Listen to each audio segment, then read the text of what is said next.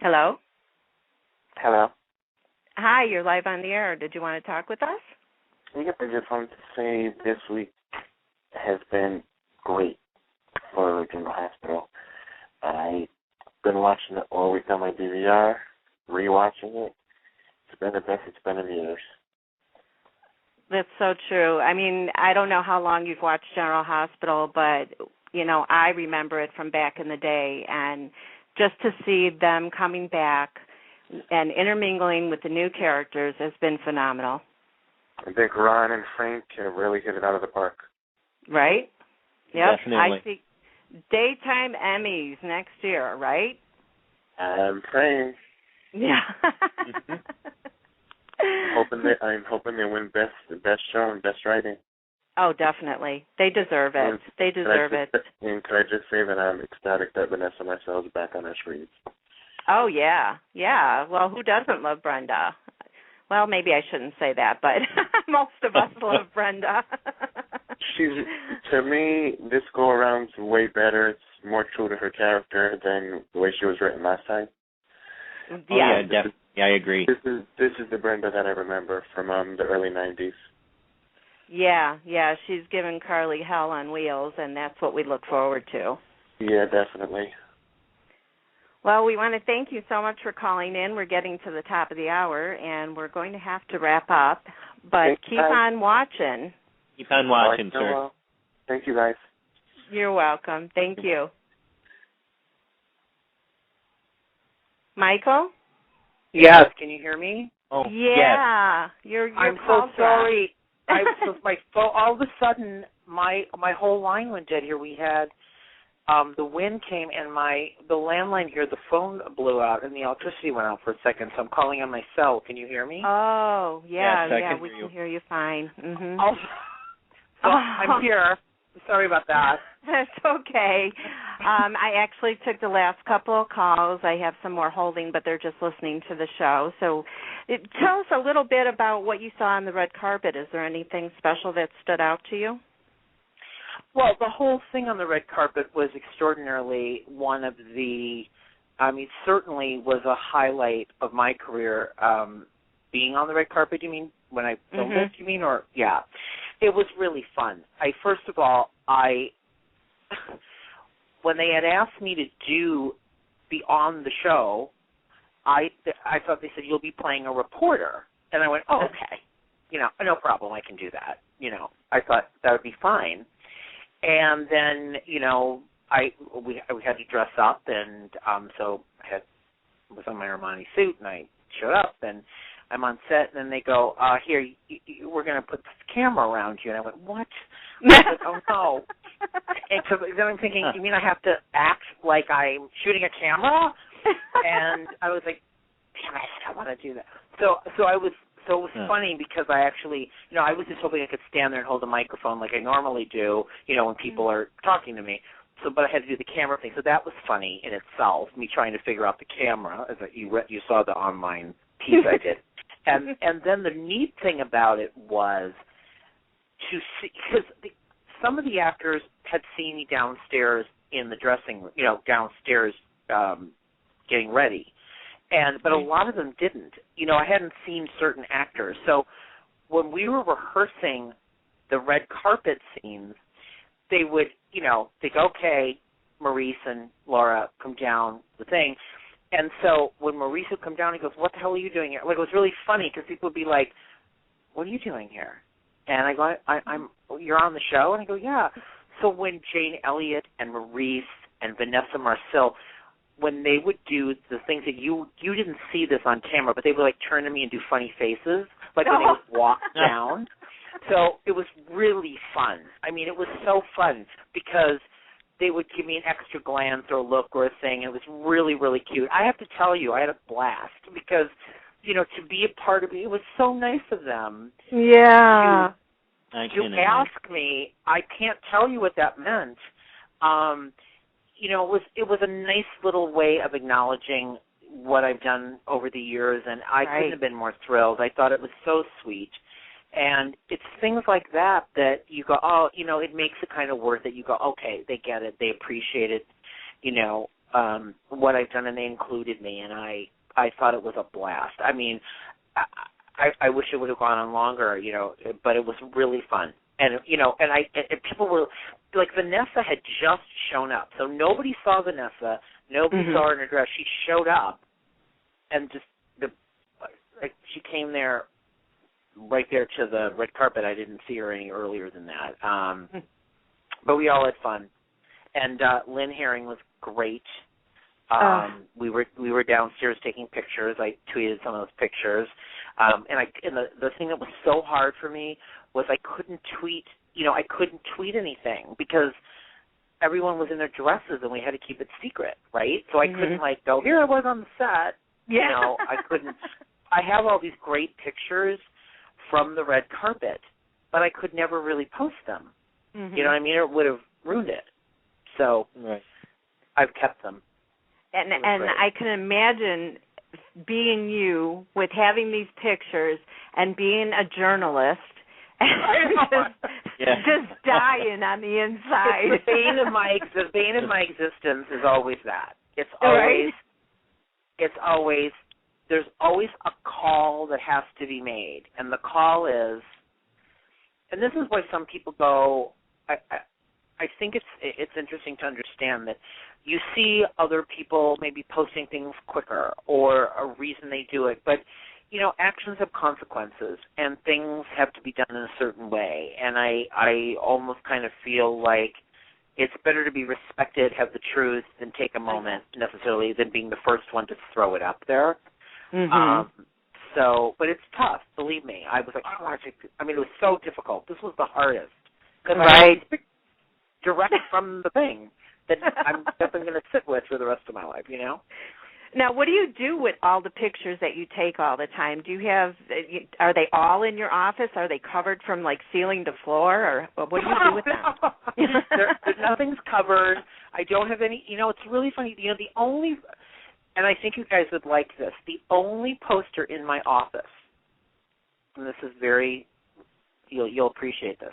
I have one poster over my office, and it is a General Hospital poster, and it is a ABC promotional poster with Robin and Stone. Oh, and it says, can't make too many plans, Robin, nothing lasts forever. Stone Tates, more tomorrow. And it is a beautiful poster, and it is if you look at it now, it is so meaningful. So that is over my desk. That is over my desk. And I've cherished that, and I've had it since the 90s. And all the other pictures are just basically either on a computer or whatever. People can go to Michael Fairman's Facebook or Michael Fairman on your own Soap's Facebook, and a lot of the pictures that are on Twitter, whatever, they're all in there. There's folders to look at them. So now I'm going to because I always look at tweets. I barely go on Facebook, but now go I'm on the Facebook albums because a lot of them are in there, and then you can kind of get a whole overview of a lot of them. So, I put them there, and there's, of course, before we had social networking, I look back. I almost, I took out of my office drawer. There was pictures from 1980, 90, with A. Martinez and Marcy Walker, and Melissa Reeves, and I look like 12, and we're at the daytime Emmys at the Marriott. So there's some pictures like that are great too. I mean, it is so great because you can look back at these, and that's why they're all memories. Memories are important to have, and pictures are important to have. It's not like, I'm not one to be like, I want to take a picture. I kind of want to have the moment because, how neat, here's Lynn Herring. Right. How great, Yeah. I mean, does your whole life sometimes seem surreal to you? This is how it seems surreal. The surreal part comes from growing up as a young kid. I loved soap operas. So the surrealness comes from somebody who watched them at a very young age and loved them and was passionate about them, that I ended up years later being able to participate and to, talk to these actors and to create an environment, to create this own world, this Michael-Fairman on Air soaps brand, or Soap City that it did for Sony, or whatever that is, to create those things. That's the surreal part. That, you know, I'm just a kid from Milwaukee, so you know, I didn't. You know, people always write or tweet, "Oh, I wish I had your life," or da da da da, and I don't see that. I see how neat that I got to do something that I was extremely passionate about and connect to people with it. And oh, sure. I mean, come on. Is it neat to talk to these people? It's amazing. Right. I mean, it's amazing. I mean, to be at the General Hospital thing was amazing. Amazing. Yeah. To have Judith Light get me on One Life to Live as an extra, that was amazing. Yes. You know, I've had amazing, great moments. You know, that mean a lot, and I get excited about it. And what's really great about you guys and the fans is, I think unless you kind of understand the soaps and know the players, and you know, you get it. You get why it would be exciting or interesting. And then, but you know, you meet people in everyday walk of life. They go, "Oh, so what do you like?" Right? "Oh, what do you mean? What?" You know. And so, but to us, that's really great. So,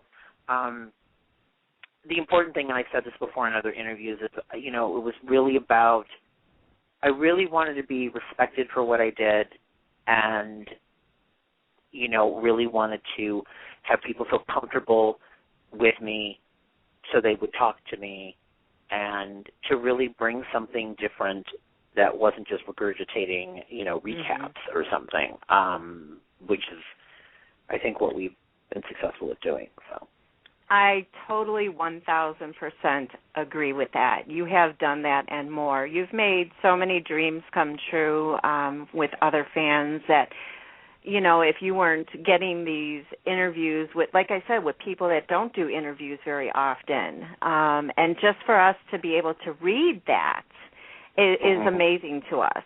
And we love to see the different sides of them, and just not as a character on our screen that we watch.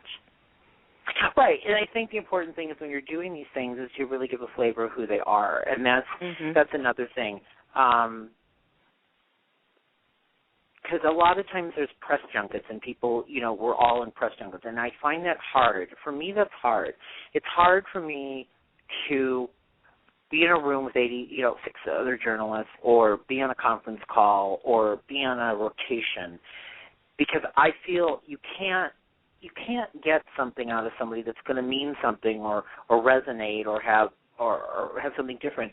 You really need a one-on-one with a person. I prefer in person than over the phone, because I think a good listener is a good interviewer. You listen to what they're saying, you respond, you hear, you talk back, you hear, there's a banter going on. One of the reasons I loved doing the podcast is because, you know, you could hear it. You know, that's different than the written word. You can hear it. And, you know, I've been really trying to figure out to bring back the podcast that everybody loves, but just I'm trying to tweak it a little bit and see what we can do with it before I bring those back. Yeah. Well, I'm better on the phone, because if I was face-to-face with somebody, I would be turning beet red. No, see, I don't feel that way. I think face-to-face, to me, is the way to go. I do.